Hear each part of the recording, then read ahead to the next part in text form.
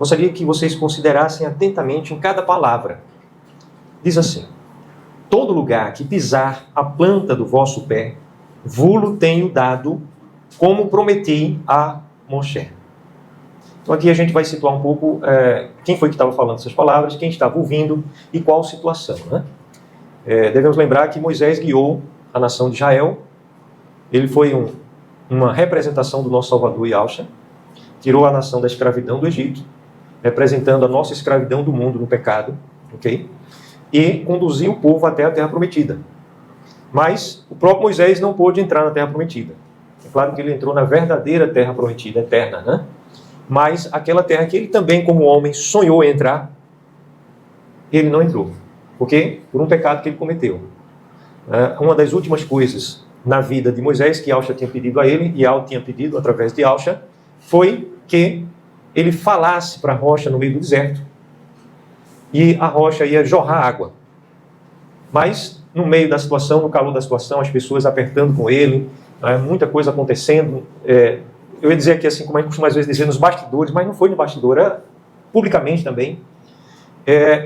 Ele ficou transtornado.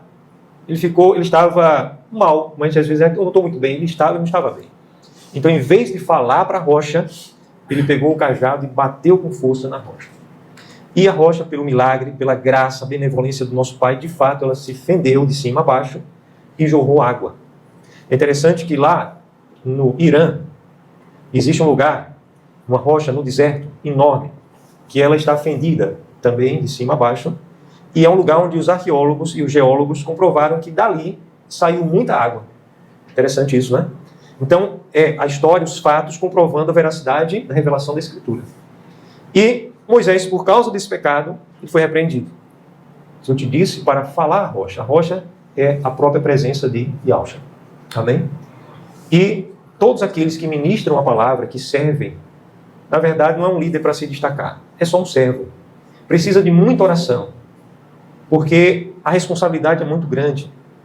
E porque é um homem falho como qualquer um de nós. A gente às vezes idolatra alguém, às vezes a gente coloca alguém no pedestal, acha que não, essa pessoa não pode fazer tal coisa, ou ter determinado comportamento. Não é?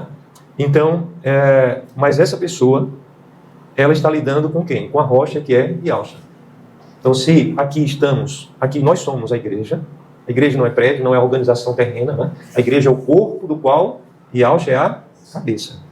Então, quando há uma ferida provocada na igreja, essa ferida é na rocha, que é Yahushua. E quem lidera precisa ter esse zelo.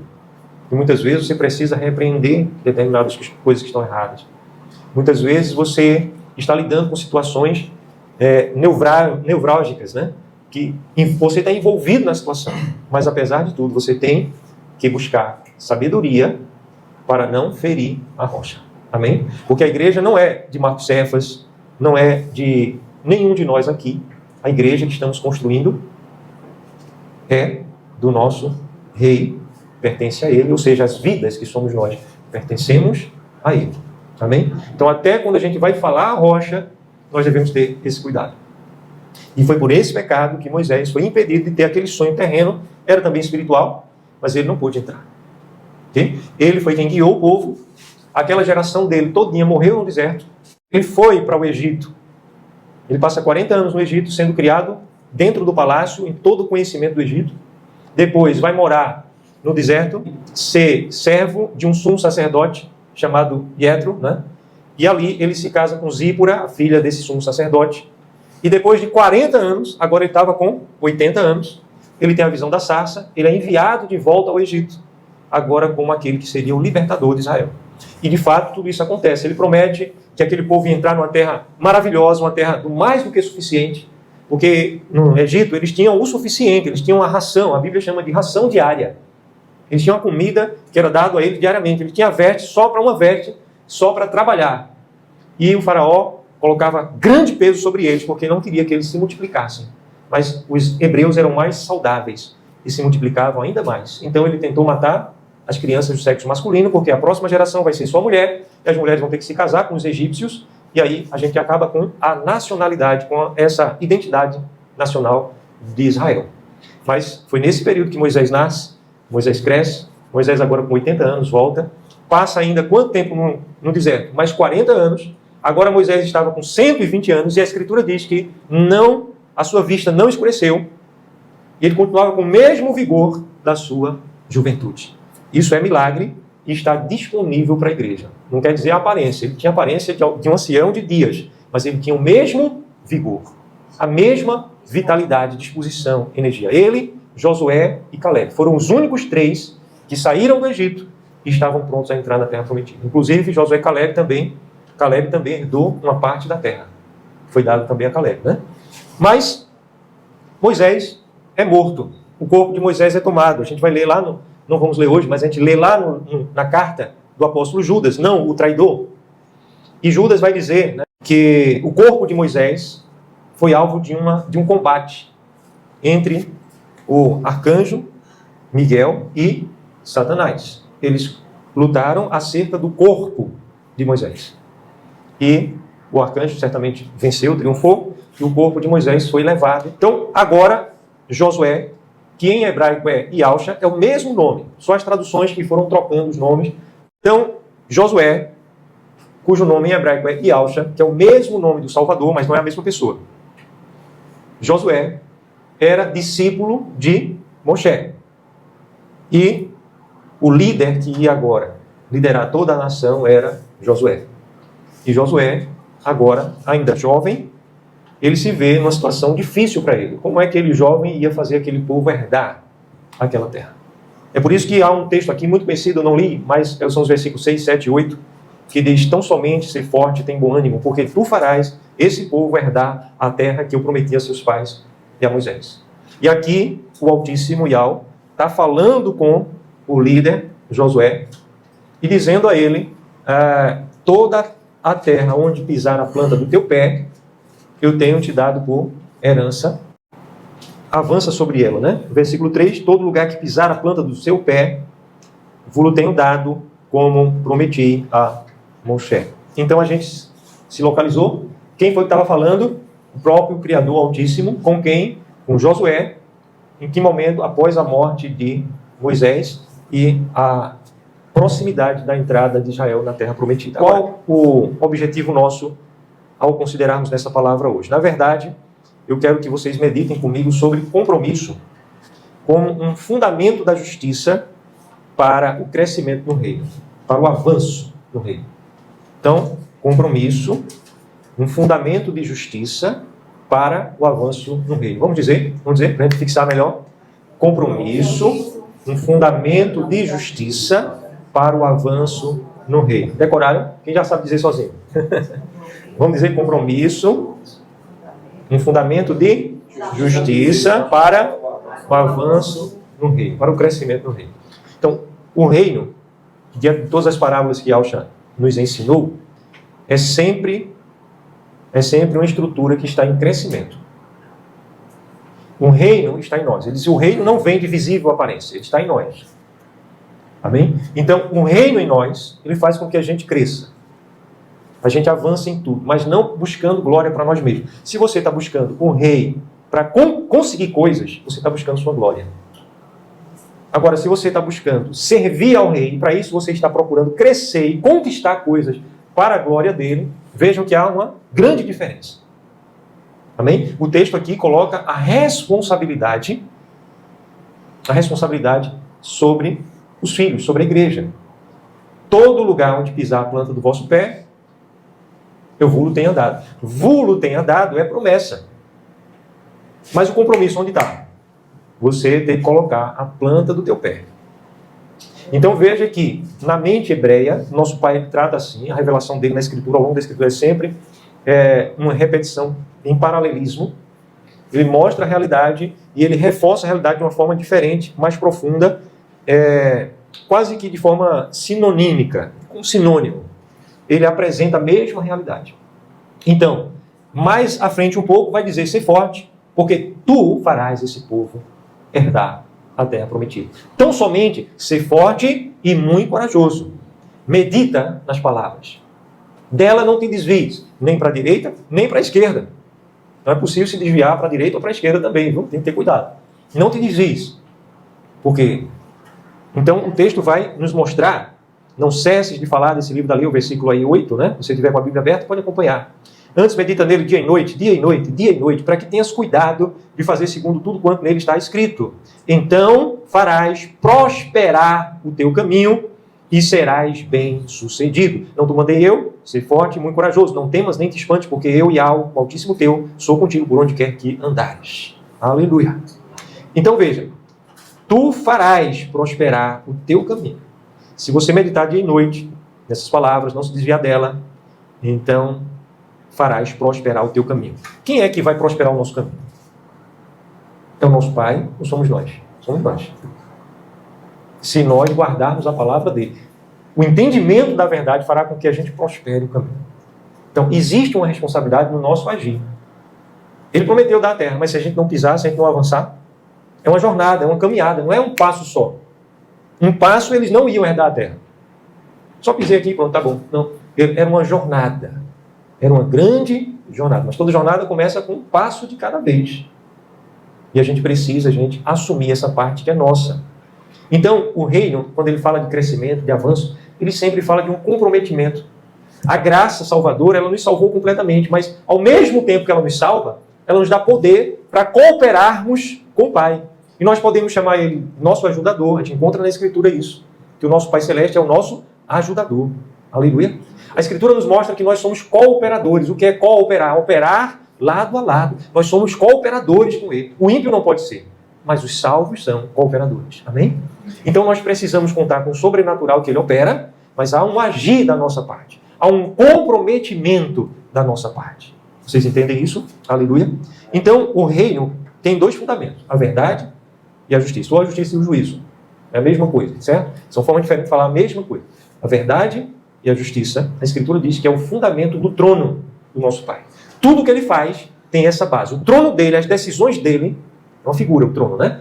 Tem esse fundamento. Verdade e justiça. Ou, que é a mesma coisa, juízo e justiça. Onde está o amor? Está dentro da justiça. Onde está a misericórdia? Dentro da justiça. Que veio como consequência do juízo. Aleluia, da revelação da sua vontade que é perfeita. Então, amados, nós vivemos uma geração. A gente precisa entender um pouquinho da história, mas ninguém precisa ser aqui um douto historiador, um PhD, nada disso não. Mas você só dá uma noção, já baixa, de que o mundo tem ido de mal a pior.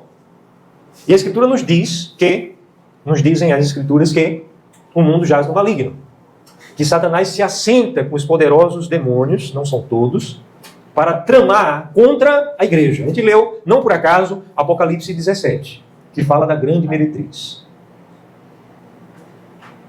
E ali vai dizer que ela está embriagada com o sangue dos santos e as testemunhas de Yahshua. Que essa grande meretriz também é uma cidade. Que ela está sobre as águas. E ali o próprio anjo vai interpretar para João, o apóstolo Yohanan, vai dizer para Yohanan que as muitas águas são as nações, são os povos aos quais ela domina e que vêm as riquezas para ela. Mas esses mesmos que a enriquecem, a meretriz, ao mesmo tempo eles também vão destruí-la. A Escritura diz, está lá em Apocalipse 17 que nós lemos. Então nós vivemos também uma construção histórica, cultural, religiosa. A Escritura diz que a grande meretriz, a Babilônia, ela também tem suas filhas. Está lá em Apocalipse 17. Então, aquilo que parecia um mistério, quando o anjo vai explicando, vai trazendo clareza para a igreja. Não vou pregar sobre isso hoje. Mas o fato é que nós estamos, gente, num momento da história em que existe uma distorção muito grande acerca da fé. Uma distorção em todo sentido. As pessoas têm uma vida muito superficial, medíocre, em relação à fé. Elas tiram que, para frente, tudo que elas já experimentaram por aquilo que elas viveram para trás. Então, ela tem vivido uma religiosidade evangelical nas denominações evangélicas, ou uma religiosidade romana, porque existe a construção do romanismo, né?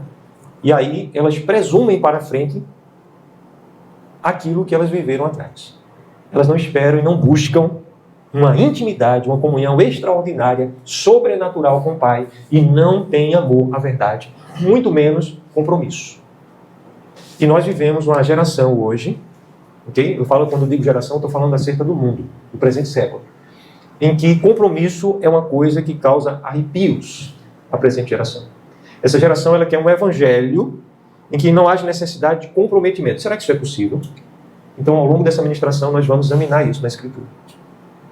A gente vai examinar as Escrituras em oração para entender se é possível haver salvação em alcha e principalmente crescimento, avanço, porque a gente está falando aqui que compromisso é um fundamento de justiça para o avanço, para o crescimento no reino. Então, principalmente, será que é possível haver crescimento? Crescimento como pessoa, como filho, crescimento como aquele que deve portar a imagem do Salvador, crescimento como homem, como mulher, né? Pessoas maduras, bem desenvolvidas, estruturadas, libertas de traumas, de feridas, libertas de pensamentos falhos. Eu ia dizer infantis, mas eu não gosto de usar esse adjetivo, porque falar da infância é falar também de coisas maravilhosas. Mas a infância ela é uma fase inicial da vida. E o nosso Pai nos constituiu como ser humano para a gente passar pela infância, mas a gente passar pela infância.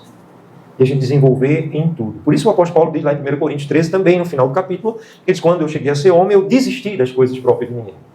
Eu pensava como menino, eu falava como menino, eu agia como menino. Mas quando eu cheguei a ser homem, eu desisti. Há necessidade de haver uma tomada de decisão. Eu desisti das coisas próprias de menino. Então, isso fala principalmente espiritualmente, mas é para todas as áreas da vida. E o amadurecimento é você se tornar uma pessoa plena, como o Pai quer e pode fazer de você, se você se lançar em busca da verdade, em amor a Ele, com compromisso. Aleluia. Amém? Compromisso. Então veja, amados, uma das confusões que há no meio evangélico, no evangelicalismo, é justamente sobre a salvação. Nós somos salvos por graça. Não é mérito nosso. Não há esforço da nossa parte que possa fazer com que a gente alcance a salvação. Salvação é pela fé, não é? Pela graça sois salvos, pela benevolência sois salvos, mediante a fé. Essa fé não vem de vós, é um dom, é um presente do Altíssimo. Amém? Então, isso é salvação. Mas a vida eterna, o crescimento, vem com comprometimento, com disciplina. Você pode observar que tudo que tem ordem, tem disciplina. No final do capítulo 14 de 1 Coríntios, versículo 41, o que é que diz? Tudo, porém, seja feito com ordem. Então, o nosso Pai, Ele ama as coisas que são feitas ordeiramente. A organização. Ok? E nós organizar nossos pensamentos, organizarmos nossas emoções. E para isso há necessidade de haver um compromisso. Se eu não tenho um compromisso com nada, eu não consigo construir nada. Okay? E assim também a igreja. Isso é uma lei universal. Onde você for, no céu existe ordem. Os anjos, eles trabalham dentro de uma ordem. Não é porque um arcanjo é mais importante do que um anjo. E tem uma veste mais gloriosa do que um anjo, não. É mais amado pelo Altíssimo do que um anjo, não. Um serafim, ele anda lá botando banca, né? Pisando os outros porque ele é um serafim. É assim? Não. É uma questão de organização. Quando acusaram Yalcha de expulsar demônios por Belzebu, o maioral dos demônios, que está abaixo de Satanás, né? O Belzebu, ele disse, nenhuma casa dividida contra si mesma pode subsistir, prevalecer. Então ele mostra que até dentro da organização demoníaca existe ordens. E a Escritura, o Novo Testamento, vai nos mostrar que existe ordem sim. Existem principados, potestades, dominadores, poderes, dominadores desse mundo tenebroso. Existem príncipes do mal. Vocês lembram do que está lá no livro de Daniel? Daniel se propôs a orar durante 21 dias. Ele fez um propósito. E quando ele começou a orar naquele propósito, a resposta saiu. Entretanto, o príncipe da Pérsia resistiu ao anjo. O arcanjo chega para Daniel e diz, Daniel, muito amado, desde o primeiro dia que propuseste teu coração orar, buscar Yahweh o Altíssimo, a resposta foi enviada. Mas o príncipe da Pérsia me resistiu. Então houve e há uma batalha espiritual. E existe uma organização no céu e também entre os demônios. A gente fala do inferno, né? O inferno é um lugar de condenação. Os demônios não moram no inferno. Os demônios, eles vão ser lançados no inferno. O inferno foi preparado para o diabo e os seus anjos, os seus emissários. Ok? Mas a gente diz assim, é um inferno que se levanta, e no inferno também tem organização. Nesse aspecto, a gente pode usar essa expressão também. Então, amados, nós vivemos uma geração que se esvaziou de compromisso, de comprometimento. Não precisa você visitar uma escola, nem uma faculdade, nem uma universidade para você ver isso. Ok? Se você for fazer uma visita nas universidades públicas, cuidado. É capaz de você até ser espancado. Se for um casal, né, hétero, normativo, como eles chamam, né? É capaz até de ser agredido. As universidades estão pichadas, são os comerciais à parte. Mas isso é um retrato do presente século. E será que a igreja tem, de alguma maneira, sofrido impacto disso? Será que nos nossos dias, como nós nos organizamos socialmente, como nós nos organizamos economicamente, a nossa vida urbana, será que isso aí também não é uma construção que tem criado barreiras para que vivamos o compromisso necessário, que é um fundamento de justiça para o avanço do reino? Com certeza. Com certeza. Então, eu não quero aqui, voltando ao princípio lá do começo, né, ferir a rocha de maneira alguma, porque eu sou parte. Ele é a cabeça, nós somos essa rocha. Mas eu quero dizer, amados, que nós precisamos ter comprometimento e compromisso se a gente quiser fazer alguma coisa, ainda há tempo. Ainda há tempo. Porque se nós não tivermos comprometimento, a gente não vai construir nada, a gente vai ficar só nessa. E o nosso propósito não é construir prédio. Prédio é fichinha. Prédio vem facilmente quando a gente estiver realmente construindo vidas como precisam ser construídas. E isso passa fundamentalmente pelo discipulado. Construção de vida não é um mero evangelismo. A gente poderia estar cheio de gente em um prédio grande na cidade. Não é um mero evangelismo. Mas o discipulado é um fundamento. Se não houver verdadeiro discipulado, discipulado não é classe de discipulado, discipulado não é aula de discipulado, discipulado não é estudo bíblico sequencial, discipulado é vida na vida com acompanhamento. Fazer discípulo não é ensinar conteúdo. E Yahshua disse que façam discípulos ensinando-os o quê? Todo o conteúdo que eu passei para vocês. Foi isso que ele disse? Ou ele disse assim, ensinando-os a guardar tudo o que eu vos ensinei. Então o discipulado passa por ensinar a guardar. Para isso eu preciso aprender, evidentemente, e eu preciso viver e crescer. Mas se eu não tenho compromisso, quando dá eu leio a Escritura, quando não dá eu não leio. Quando dá eu oro, quando não dá eu não oro. Quando dá, se tiver tempo, eu vou me reunir com a igreja. Quando não der, eu também não vou. Veja, gente, por favor, eu não estou condenando absolutamente ninguém. Cada um sabe as dificuldades, as lutas que você tem passado. Amém? Mas é preciso haver um empenho, é preciso haver uma abertura na nossa agenda para um mínimo. Eu sei que vocês têm vindo aqui nessa reunião, ok? Vocês têm se empenhado muito para estar presente aqui. E também em outras reuniões. Mas a gente precisa ter essa vida na vida para a gente construir. Então, no reino, a vitória, a salvação vem por graça. Mas o reino é tomado por esforço. E Yahshua disse, desde agora, por causa do que ele fez na cruz, por causa da presença dele, por causa dele, desde agora o reino é tomado por esforço. Nunca foi tomado por esforço. Era impossível ao homem tomar o reino por esforço, mas por causa da obra consumada que ele realizou nos seus dias de humilhação aqui entre nós, mas ele virá em glória. Por causa dessa obra, agora ele nos empoderou a cooperarmos com ele e nos empoderou a tomar o reino por esforço. Como é isso? É salvação? Não é. É avanço, é crescimento. Você só vai portar a imagem dele, você só vai ter galardões, recompensas eternas, você só vai fazer o corpo dele se desenvolver com saúde nessa terra se você se empenhar, cooperar com ele. Amém, gente? Aleluia? Então vamos ver algumas coisas aqui importantíssimas. Veja, promessa sem compromisso é um auto-engano. A promessa foi dada. Vocês vão sair do Egito e vocês vão para uma terra que eu darei a vocês. Eu vou dar. Veja a promessa. Será que nosso pai estava mentindo, estava enganando? Então assim também existem promessas que nos foram dadas. São mais de 7.000 promessas. Mas existe uma entrada nossa da fé. O apóstolo Paulo vai explicar claramente isso. Porque pela fé a gente vai agir. Então lá em 2 Coríntios, capítulo 1, versículo 20, é um texto que vocês devem conhecer de cor, diz assim, porque quantas são as promessas de ao Altíssimo, todas elas têm em Yahshua o sim e o amém, o nosso intermédio para a glória do Altíssimo Pai. Então, nós já temos em Yahshua o sim e o amém, que é por nosso intermédio. Existe uma entrada da fé, uma participação nossa. 2 Coríntios, capítulo 1, versículo 20. Ali Paulo está dizendo que em Yahshua nunca houve sim, não, mas em Yahshua sempre houve sim. Sempre houve sim. Amém? A palavra dele é sempre uma palavra de avanço. É sempre o sim para as coisas eternas do Pai. Nunca nele houve não. Nele sempre houve o sim. Está escrito literalmente isso. Amém? Então, quantas são as promessas? Mas se eu não creio? Hebreus capítulo 11, versículo 6. De fato, sem fé, é impossível agradarmos ao Altíssimo.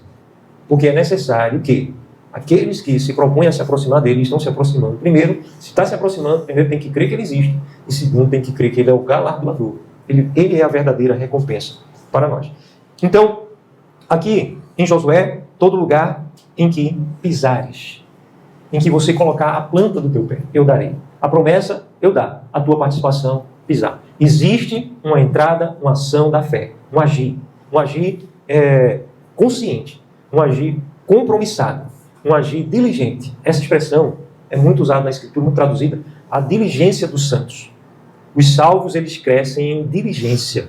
Eles vão se tornando cada vez mais perseverantes, cada vez mais diligentes. Eles não param nas primeiras dificuldades. Eles não ficam com ânimo dobre.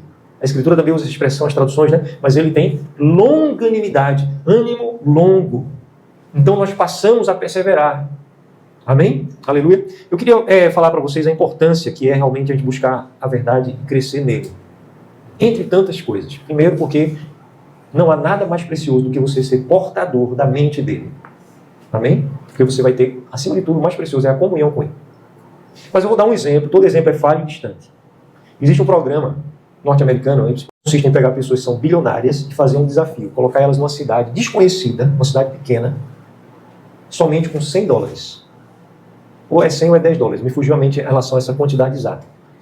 E o desafio é eles, em 90 dias, levantarem $1 milhão. E todos eles, até hoje, que se propuseram esse desafio, sair sem nada, ir para um lugar desconhecido, não tem network, não tem ajuda, nada, sair só com aquela cédula no bolso e levantar $1 milhão. Eles têm feito isso, eles vão e levantam $1 milhão. Onde está o poder e a capacidade dessas pessoas? Porque a maioria da população mundial não faz isso. Por quê? Isso é algo que eles têm dentro de si. Okay? Então, quando você acessa a mente do Rei dos Reis, quando você avança em intimidade, em comunhão com Ele, você passa a crescer, a ter uma expansão em todas as coisas, principalmente em comunhão com Ele. As outras coisas são acrescentadas. Aleluia? Então, há essa necessidade, esse despertamento da nossa parte, para que a gente se comprometa. Como é que a gente vai crescer? Se eu não estudo a palavra, como é que eu vou conhecer a palavra? Eu tenho que estudar. Se eu não. Eu tenho que demandar na minha agenda isso como algo precioso. Estudar, conhecer. Depois que você passa a conhecer, você precisa meditar para que ela se torne parte de quem você é. O que é meditar? Eu voltar a considerar naquilo que eu já aprendi em oração. Pedindo ao Espírito Santo que ministre, que tire de mim aquilo que se opõe àquela verdade que eu aprendi. Porque a Escritura vai dizer, tornai-vos, pois, praticantes e não apenas ouvintes da palavra, enganando-vos a vós mesmos. Então, eu preciso conhecer, estudar para conhecer, conhecer para meditar. E meditar para quê? Para viver, para encarnar a palavra, para confessar a palavra.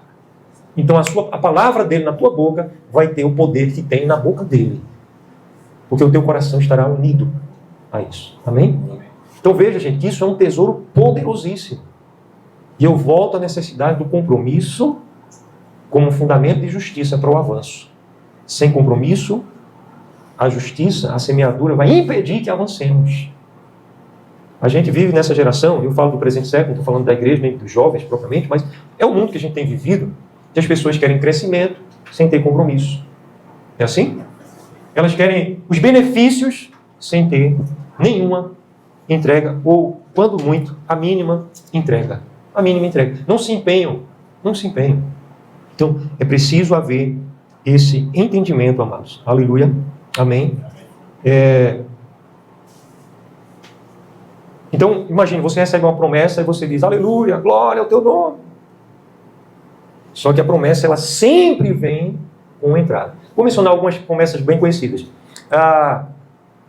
Entrega o teu caminho, aí está lá no Salmo, né? Confia nele e o mais ele fará. A promessa, o mais ele fará. A tua participação.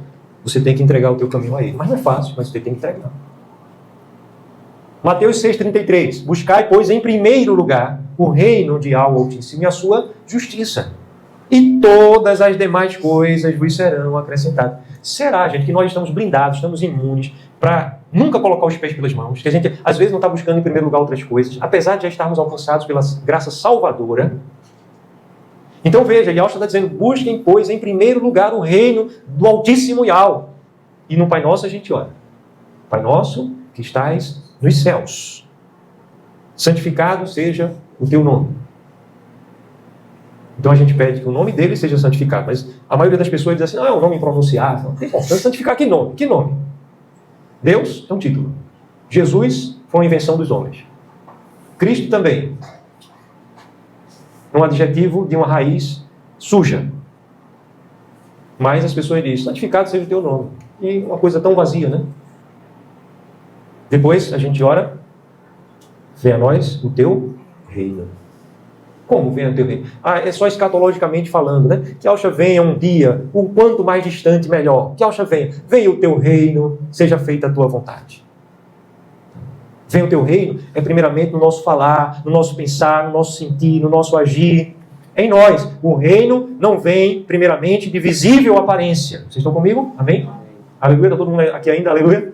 Então, amados, não basta dizer aleluia pela promessa. Nós precisamos, crendo nele, buscar nele forças para fazer a parte que nos cabe. Não é confiando em nós, não. Não, de maneira alguma eu deixarei que tu morras. Ainda que eu dê a minha própria vida por ti, eu não permitirei. Pedro, antes que o galo cante 3 vezes, tu me negarás. Foi assim? Porque ele estava confiando em si. Pedro estava se achando santo, o santo da história. Não, eu não vou permitir uma coisa dessa. Eu não permito, eu não aceito isso que o meu mestre seja morto dessa maneira, por mão de ímpios. Não, eu não aceito. Pedro, o diabo pediu para peneirar a tua vida. Então, nós temos uma entrada, mas nós temos uma fonte. A nossa participação, o nosso agir é necessário. O nosso compromisso é necessário. E nós precisamos ir à fonte para que a gente cumpra esse compromisso. Mas há uma disposição inicial. Eu vou buscar a fonte. Eu vou buscar a fonte para andar em compromisso com ele. Aleluia. Então, a herança que nós recebemos, a promessa dele é de herança. Abra sua Bíblia em Mateus 7, 21. Ele diz assim, Mateus 7, 21. Nem todo aquele que me diz, soberano rei, entrará no reino do meu Pai. Mas quem é que vai entrar? Aquele que faz a vontade de meu Pai. Então não basta dizer, Alcha, meu rei, meu rei, meu rei, meu rei. Mas é necessário fazer a vontade do Pai. E Alcha conta-nos uma parábola sobre um pai que tinha 2 filhos. Não é a que ficou chamada como filho pródigo, não. Já é outra parábola. Vocês conhecem a parábola também? Outra parábola do pai e 2 filhos? E diz que o pai chegou para um dos seus filhos e disse, meu filho, faça isso e aquilo. Eu não vou entrar nos detalhes da parábola aqui porque eu não vou ler, certo? Aí o filho foi e disse, não pai, eu não quero fazer, eu não vou fazer. Interessante que o pai não insistiu nem o obrigou. Aí o pai foi para o outro filho e disse, filho, faça isso. E o filho disse, eu vou fazer, pai, eu vou fazer. Mas o que disse que ia fazer, não fez. E o que disse que não faria, foi lá e fez. E Alcha faz uma pergunta. Quem desses 2 agradou? Quem desses 2 cumpriu o propósito do Pai? Cumpriu o propósito do Pai. Foi aquele que disse que ia fazer, teve a intenção, que vale ao coração, né? Afinal de contas, somos salvos pela graça. Então a gente pode viver uma vida descompromissadamente. Não, gente. A graça, ela nos leva a um lugar de posicionamento. Amém? A um lugar de posicionamento. Agora, evidentemente que esse lugar não fique confiando em si mesmo. Esse lugar de posicionamento, você busca fontes na mesma graça, no mesmo fundamento. Aleluia. Então, sem responsabilidade da nossa parte, qualquer pessoa, você não precisa consultar, esse princípio ele é universal. Você não precisa consultar um grande consultor de empreendedorismo, de sucesso empresarial, um grande psicólogo, um grande sociólogo, um grande profissional na sua área de atuação, para que ele te diga que você vai ter que ter compromisso. Ok? Você quer aprender alguma coisa. Quando você foi alfabetizado, você estudava alguma coisa e passava 2 meses, um mês, ou não sei quanto tempo sem estudar? Não, era uma coisa frequente, né? Quanto mais acentuada a frequência, mais rápido será o seu crescimento. Ok? Eu tenho estudado muito o inglês. Eu quero ter uma fluência dentro de alguns meses. Mas para isso é necessário frequência. Não adianta você estudar muito de uma vez só e depois passar muito tempo sem estudar. Você precisa ter uma cadência. E, amados, quando a gente está numa construção é a mesma coisa. Começa a construir uma casa. Não precisa ser pedreiro, não, certo? Você começa a construir, você para. Deixa lá. 2, 3 meses, volta lá. Está cheio de mato. Aquele cimento que você colocou e não rebocou, aí o tijolo já está amolecendo da chuva. Já passou gente lá, já derrubou algumas coisas, outras pessoas já roubaram.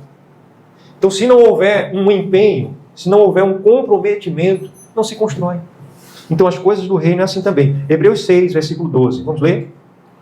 Hebreus 6, 12. Para que não vos torneis indolentes, mas imitadores daqueles que pela fé e pela longanimidade herdam as promessas. Não vos torneis indolentes. Indolentes. Ok? Mas imitadores, você vai seguir os passos, você vai imitar. Hebreus 6,12. Você vai imitar aqueles que pela fé e pela perseverança, pela paciência, pela longanimidade, ânimo longo, eles estavam firmes ali, sustentando firmes. Eles herdaram as promessas. Então as promessas não vêm. Promessa, ela nos é dada gratuitamente. Mas, existe o mas.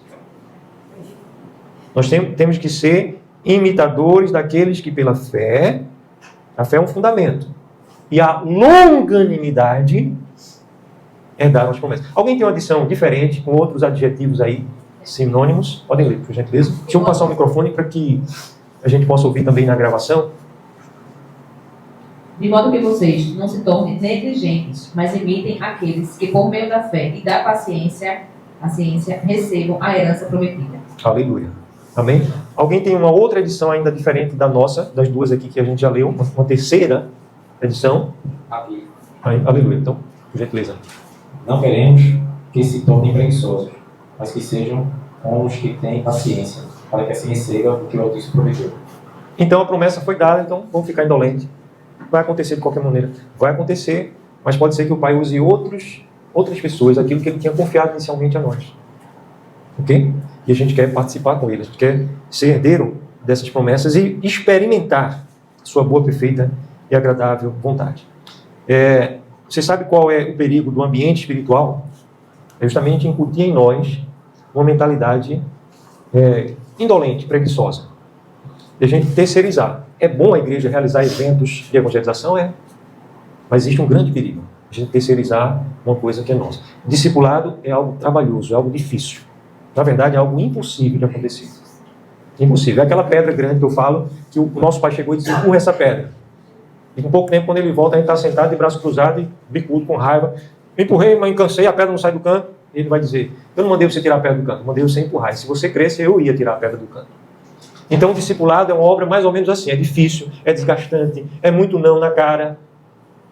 Mas a gente tem que ver o invisível. Os eleitos do nosso Pai, eles vão receber a palavra. Começa como discipulado? Com evangelização, com muita oração, com muita paciência, com estudo bíblico. Depois vai chegar um dia que aquela pessoa vai dizer assim, eu quero ser discipulado por você. Você vai perguntar a ela. Aí, a partir dali, você vai trabalhar no crescimento, no amadurecimento. A gente vai fazer isso normalmente em duplas. Ok? Para a gente discipular e ser discipulado, e discipular a todos também. Se Alcha não voltar antes disso, a gente corre quanto tempo? Se voltar, aleluia. Maravilhoso é ele nos encontrar no caminho. O que, além disso, requer de cada um de nós é que todos os servos sejam encontrados, despenseiros sejam encontrados fiéis, né? Que a gente pregou isso recentemente também. Então, o chamado dele não é para um entretenimento. Como é que a igreja, no presente século, e eu falo de irmãos nossos salvos, viu? Como nós também estamos doutrinados. Eu fui ver que existem comportamentos que doutrinam. Nem sempre a doutrinação é algo que é um ensino. Ok? Às vezes, de tanto você vê algo, você é doutrinado para aquele algo. Eu costumava dizer antigamente o seguinte, me permitam, por favor, me compreendam, por favor. Eu não estou falando absolutamente de ninguém, um nome pelo sangue de Alcha. Eu me incluo nessa história. O mau exemplo dessa história, primeiramente, sou eu, certo? Mas imagine que uma pessoa neófita, a Escritura chama um novo na fé, neófito, recém-convertido, ele vem com toda a fome, todo o gás, toda reunião que tiver, ele está presente. Vai ter uma reunião lá no final de Limoeiro, embaixo de um pé de árvore, no sol de meio-dia, o novo convertido está lá. Vai ter uma reunião de madrugada, 3 horas da manhã, a gente vai se reunir lá no monte, lá em cima. Ali é perigoso, viu? Tem droga, não sei o quê. E o tráfico hoje está mais pesado. O crime nacional e internacional está aqui também dentro da nossa cidade. Não, mas o novo convertido, 3 horas da madrugada, tiver chovendo canivete, ele está lá. Mas a mente humana é muito inteligente. Rapidamente, não demora não, rapidamente a pessoa percebe, chefe. Fulano é líder, Cicrano também, Beltrano também, Marcos Cefas, cadê Marcos Cefas? Marcos Cefas não dá tanto valor assim nas coisas. Então o que é que essa pessoa vai entender? Ela não vai falar isso. Ela vai entender, ela vai incutir. Não é tão importante assim. Ela vai, pior do que se ela falasse para alguém, se aconselhasse, ela vai incutir nela. Isso vai ficar entranhado dentro dela.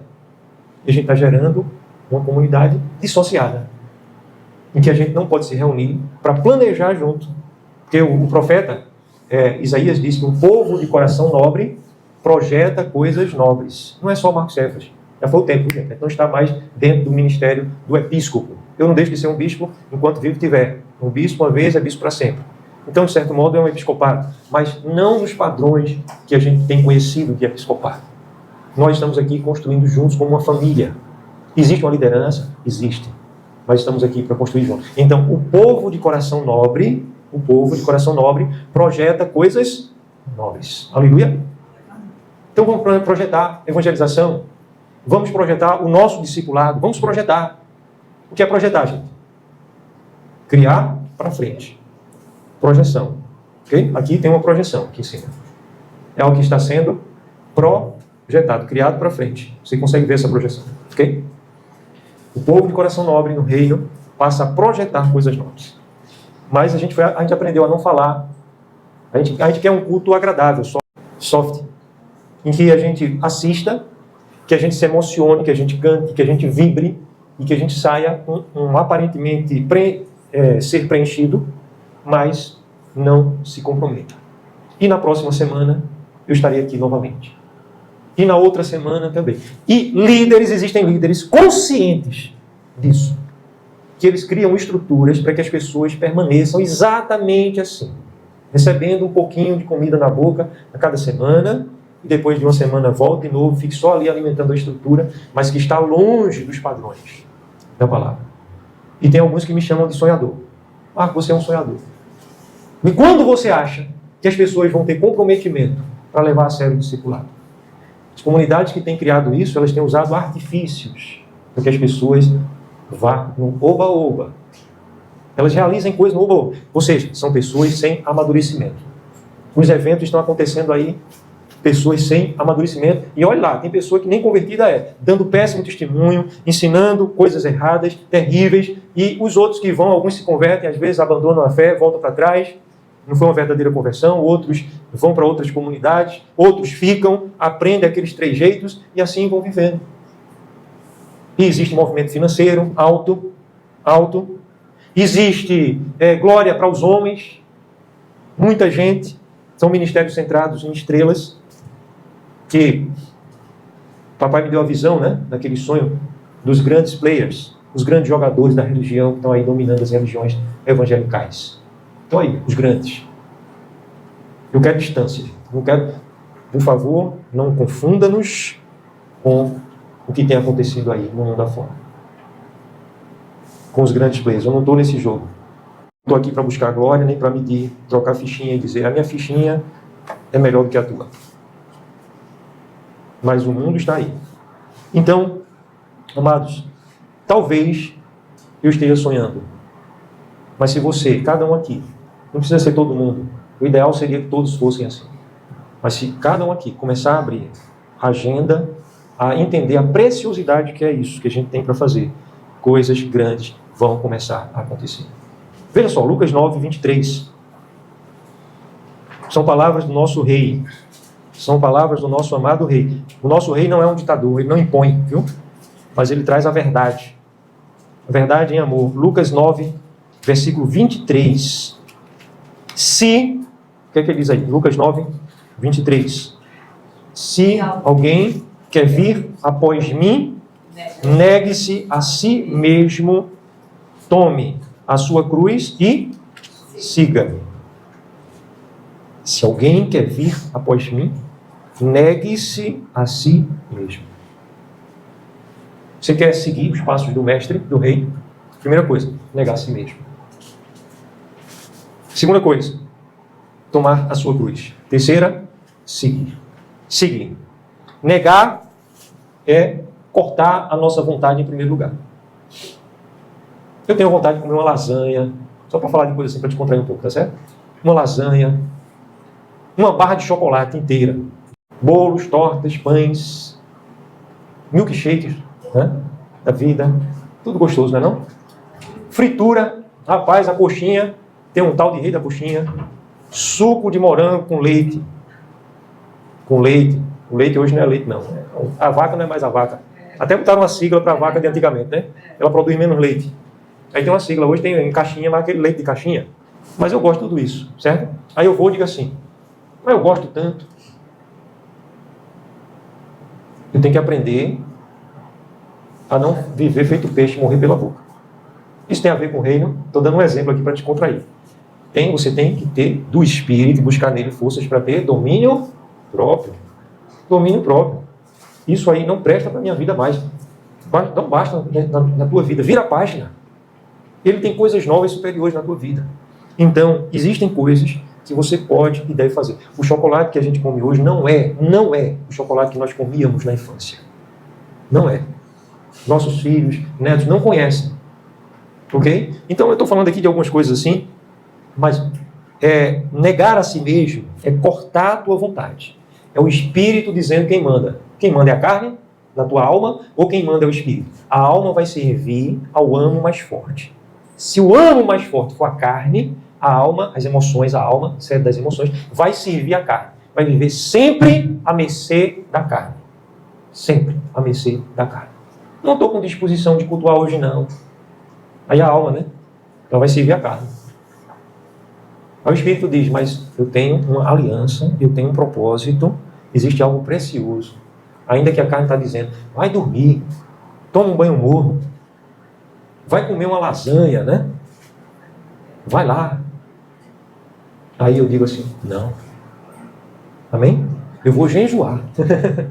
Vou jejuar. O apóstolo Paulo disse que ele esmurrava o próprio corpo. Não é porque é pagamento, jejum é pagamento, isso, aquilo, não, gente. Jejum é acesso, porque é uma mudança de mente. Você dizendo para a alma que quem manda é o Espírito. E falando também para o corpo. E há uma série de mudanças no corpo, aí eu já não vou entrar no detalhe do jejum, que faz com que você avance em vários setores. Tomar a cruz. Negue-se a si mesmo, tome a sua cruz. Tomar a cruz é viver o propósito. Vocês acham que existe uma igreja hoje que está capaz de tomar a cruz? No estudo que eu mencionei de manhã, eu vou trazer uma pequena parte de lá para cá agora. Vocês acham que se for posto à prova a vida das pessoas por amor ao Evangelho, quantos vão estar dispostos a entregar a própria vida por amor ao Evangelho? E a minha resposta é simples. Se essa pessoa não tem uma vida de adorador, não tem intimidade, não tem comunhão, essa pessoa não tem propósito com nada, quando a vida dela estiver em risco, ela não vai negar a si mesma. Ela vai negar a Yahshua. Que vai dizer assim, olha, ou você nega ele, ou você morre. Ou você nega ele, ou você come. Ninguém vai poder comprar, vender, nem viajar, nem passear, nem trocar de roupa, nada, né? Está escrito. Aí a pessoa vai dizer assim, não, vou negar. Isso na história recente, onde o comunismo entrou, as pessoas, principalmente os cristãos, foram colocados contra a parede e a vida deles foram tiradas. Dê uma olhadinha na história. Os milhões que foram mortos por não negar a Yahshua. Os que negaram foram embromados também. Depois foram mortos também. Porque o espírito de Satanás é esse. Ok? É esse. Então ele sabe, ele incuta nos seus servos que aquele que disse que era e que depois negou, está mentindo. E vai por baixo dos panos voltar a ser. Mas diante de Yahshua não existe isso. Mas para quem anda nas trevas existe isso. Então lá na frente ele aproveita e dá um jeito também. Mas as pessoas estão aí. Então, se nós não aprendermos a buscar nele forças para andarmos em ordem e construirmos um reino, e andarmos, e eu falo isso acima de tudo, a intimidade, a comunhão com ele, a vida de amor verdadeiro a ele, de viva fé, Não é porque a gente ouviu falar do Evangelho, porque a gente é adepto de uma religião, tal ou qual lugar a gente se congrega. Não, é porque a gente entregou nossa vida a Ele. Então, naquele momento de prova, pode saber, muitos já estão reprovados, precisam de mudança hoje. E, quando ele fala, tome a sua cruz, negue-se a si mesmo, tome a sua cruz e siga-me. Seguir é permanecer, perseverar nos passos dele. Nos passos dele. É guardar. Ele mandou a gente fazer discípulo, né? O que é discípulo? Transmissão de conteúdo, é aula, classe de discipulado. O que é discípulo? Ensinar a guardar. Não é ensinar todo o conteúdo que eu passei, não. Já não disse isso. Vocês vão fazer discípulo ensinando todo o conteúdo que eu passei para vocês. Ele não disse isso. Ensinando os discípulos a guardarem tudo que eu tenho vos ordenado. Ordenado, ele tem dado ordem e colocado em ordem. A palavra ordenar tem esses dois significados, ok? Colocado em ordem e determinado para que se cumpra. Dá ordem. E, em último lugar, eu quero dizer a vocês que o céu se manifesta na vida de quem o céu pode contar. Porque isso faz parte da justiça. Compromisso é um fundamento de justiça no avanço do reino. Então, o céu se manifesta na vida de quem o céu pode contar. Se o céu não pode contar comigo, o céu não estará manifesto na minha vida em grande medida, ok? No meu crescimento não vai estar, eu não vou crescer. Então, o céu ele vai se manifestar na minha vida à medida que eu me dispuser. O profeta Samuel declara, aqueles que me honram, eu os honrarei. E o nosso Pai é tão grande, ele ainda deseja honrar a gente. Que coisa, né? Aqueles que me honram, eu os honrarei. Mas aqueles que me desprezam serão desfavorecidos. Aqueles que me desonram, aqueles que me desmerecem, desconsideram, desvalorizam, serão desfavorecidos. Vão perder o favor. Ok? Então, segundo o livro de Crônicas, capítulo 16, versículo de número 9. Porque quanto a Ial, os seus olhos passam por toda a terra para mostrar-se forte para com aqueles cujo coração é totalmente dele. Ele quer mostrar-se forte na tua história. Ele quer mostrar a força dele na tua história. O que é que ele pede? Filho, dá-me o teu coração. Dá-me o teu coração. Uma entrega verdadeira. E as pessoas dizem assim, não, mas o que vale é o coração. Mas se a gente está dando o coração, quer dizer que a gente vai estar alinhado. O coração representa o tudo. Não é, eu dei meu coração, mas a gente está vivendo uma vida tão longe. Como é que a gente diz que ama alguém e despreza completamente, e faz essa pessoa sofrer, e maltrata, e é indiferente, e quer distância? Então não é amor. Então, quando o nosso coração está nele, ele vai se mostrar forte. Você quer viver para a glória dele? Prosperar para a glória dele? Em todas as áreas da tua vida, mas para a glória dele? Então, comprometa-se com a sua missão. Uma missão que ele tem chamado você. Dê prioridade a essa missão. Dê prioridade. Ok? É claro que a gente tem do alto sabedoria para ter equilíbrio. Nós precisamos de férias, nós precisamos de higiene mental, você precisa às vezes fazer uma viagem, você precisa dar atenção à família, às vezes você precisa estar com os familiares. Então tudo isso é perfeitamente bom e agradável ao nosso Pai. Mas a gente precisa também ponderar sobre a prioridade, sobre a importância e colocar um equilíbrio. Um equilíbrio. Ok? Eu preciso de férias. Não vou tirar férias, faz quanto tempo que eu não tiro férias, né? Mas imagine que eu chegasse para você e dissesse, vou tirar férias, vou tirar 5 anos de férias. Quer dizer, na verdade eu estaria desprezando a comunhão que nós temos. Entendeu? Então eu não posso tirar 5 anos de férias. Não posso tirar. Até 5 semanas é difícil. Então existe um equilíbrio. Eu posso passar um final de semana fora? Podemos, a gente se reúne normalmente. Posso passar 15 dias, um final de semana, né, fora? Posso. Mas quanto tempo faz que eu não faço isso? Por vários motivos, né? Não vem o caso. Mas assim, o fato é que a gente pode e precisa fazer determinadas coisas, mas com equilíbrio, entendendo a prioridade da nossa missão nele. Então, se comprometa com a missão, se comprometa com a visão. Isso é algo íntimo, eu não estou aqui impondo, não tem como impor isso. Ainda que eu quisesse obrigar alguém aqui a fazer isso, não tinha como impor. Amém? E muito menos querer constranger vocês a isso. Não quero constranger. Mas nessa palavra que o Espírito Santo me deu hoje para vocês, Ele me deu a visão e o sonho. Na verdade, foi segunda-feira passada. Viu? Essa palavra que eu estou trazendo hoje, ele me deu segunda-feira passada. Mas eu digo hoje porque hoje eu estive orando sobre essa palavra. Nessa palavra que ele me deu, ele colocou para mim isso. Você não vai chegar em lugar nenhum se as pessoas que estão de mãos dadas com você não entenderem esse fundamento de justiça do rei. Não tem como eu impor, jamais, eu não quero constranger, mas é necessário ser falado. Eu vou me calar porque alguém pode se sentir constrangido, e nas muitas lapadas que eu levei sempre foi assim, porque eu falava algo sobre a importância de alguma coisa que biblicamente era, e algumas pessoas constrangidas com uma determinada situação, e eu dizia que eu estava falando especificamente para A, B ou C. E foi coisa que um professor idoso, conselheiro, era o deão do seminário, quando eu fiz meus 5 anos de formação, ele dizia: filho, quando você chegar na igreja, a dificuldade maior que você vai ter é o que você pregar, as pessoas vão entender que você está dando mensagem de carapuça. E muitas pessoas vão se ofender. Aí ele contou a história que a primeira igreja que ele foi pastorear, ele já era idoso, viu? Aí ele disse: quando eu era jovem, a primeira igreja que eu pastoreei, ele contou e disse o nome da igreja. E ele disse que, quando ele chegou lá, o primeiro sermão dele, não sabe por quê, no meio do sermão, ele falou sobre pessoas que tinham vícios. E ele disse, por exemplo, tem pessoas que continuam, mesmo depois de se converter, continuam fumando escondido. E elas são escravas de um pedaço de palha. Mas elas deveriam entender que maior é aquele que está nelas. Que elas têm poder para abandonar isso. Elas não são mais escravas do pecado.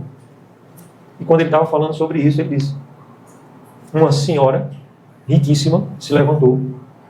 E uma grande parte, quando ela ficou em pé, grande parte da igreja também foi em pé. E ela disse assim: aqui nunca mais eu entro, enquanto esse moleque, chamou ele de moleque, esse moleque estiver aí. Ela deu as costas e saiu, e com ela saiu grande parte do povo. E ele ficou sem entender por que ela saiu e porque grande parte das pessoas presentes também saíram. Sabe por quê? Aquela mulher era influente, era uma das pessoas que participou de muitas coisas ali, da construção de muitas coisas.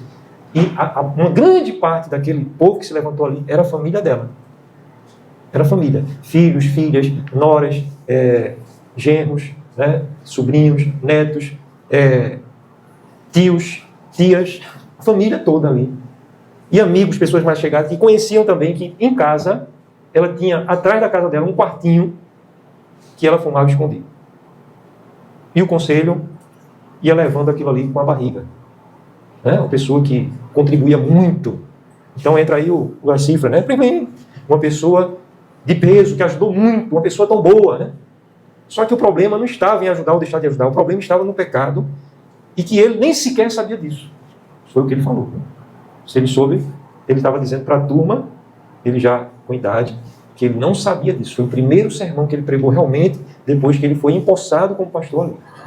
Ele já tinha sido empossado. E aí ele falou dessa história de carapuça. E parece que não é algo realmente estranho nem distante. Né? Então, quando eu estou falando desse detalhe de compromisso, é porque realmente é necessário. Gente. E eu não quero, como Moshe, ferir a rocha, que somos nós. Nós somos essa rocha. Amém? Eu não sou nada além do que um servo limitado e falho. E essa rocha que somos nós, a água flui de nós. Essa água também é Yahshua. Amém?